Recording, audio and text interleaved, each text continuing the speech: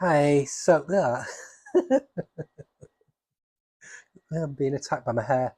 Um, so this is one of my very infrequent manga recommendations. Um, if you don't read manga, fine, but if you watch anime, there's a big anime series called The Golden Kamuy, um, which I'm sure quite a lot of people have watched, and it's got a brilliant, fantastic manga series as well. And the creator of that is Satoru Noda.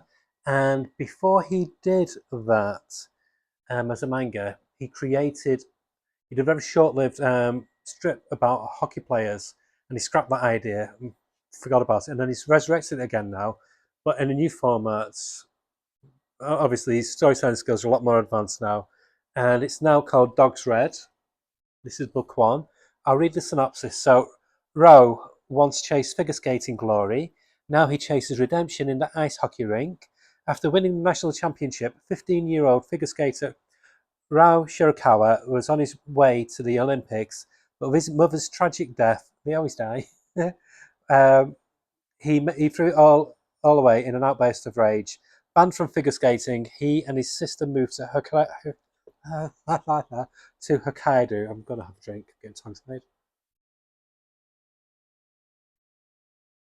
When he meets some local kids at the skating pond, they convince him to fill in on their soon-to-be disbanded junior high school hockey team. The team has never won a game, and they're up against the local champs. But if they've got to go down, they want to score at least one goal before it's all over.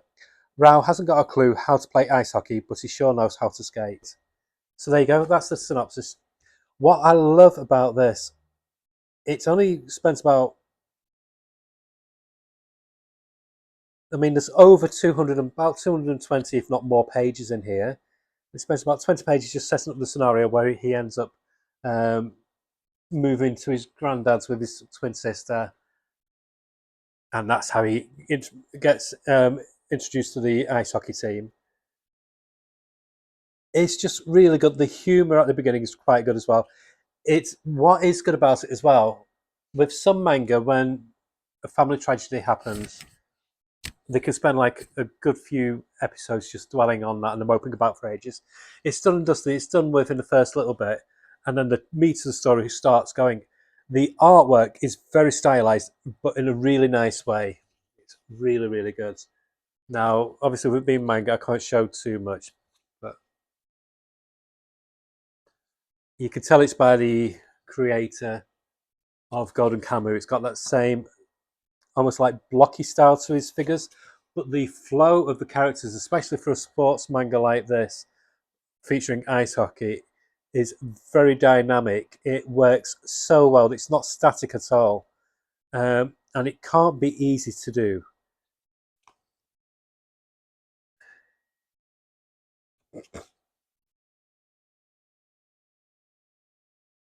And I've got a confession to make.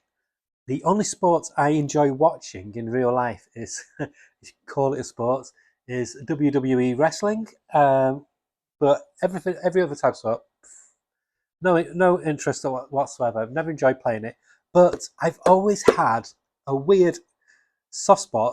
Maybe it's a kink of mine. Maybe I've got a weird soft spot for sports comics.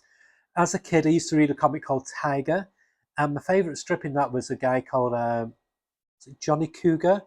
He was a Native American wrestler, and they also had um,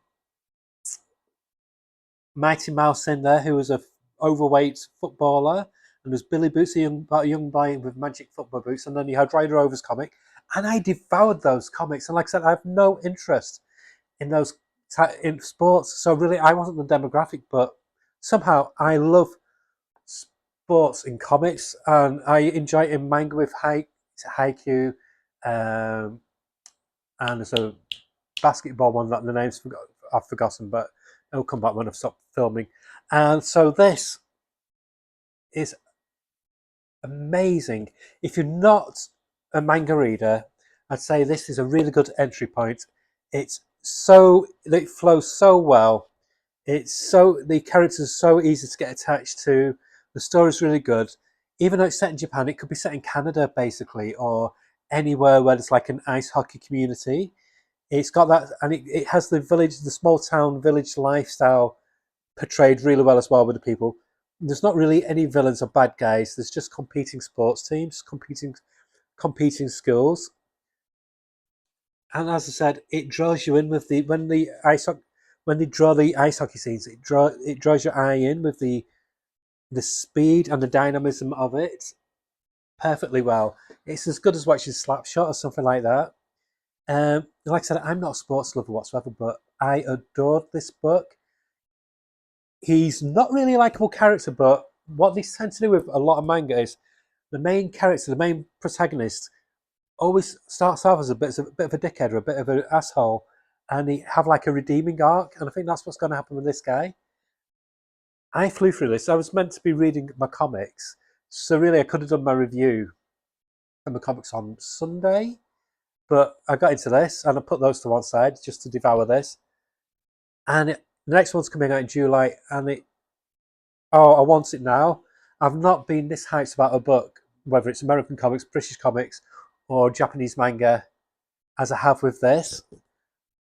Yeah, I'm invested. Like I said, it's a good book. If you've never tried manga and you want to try something, this I'd say would appeal to the Western sensibility much more than a lot of more niche kind of manga characters. It's got the sports dynamic and it draws sports very well. And unlike a lot of sports anime, where they spend 5 hours telling you what's happening on the screen, they don't do it with this. It's all done in the pages, in the visuals. And one thing that's lacking with American comics, no sports comics. I can't think of the last sports comic I can think of. Is Peanuts with Charlie Brown and the gang.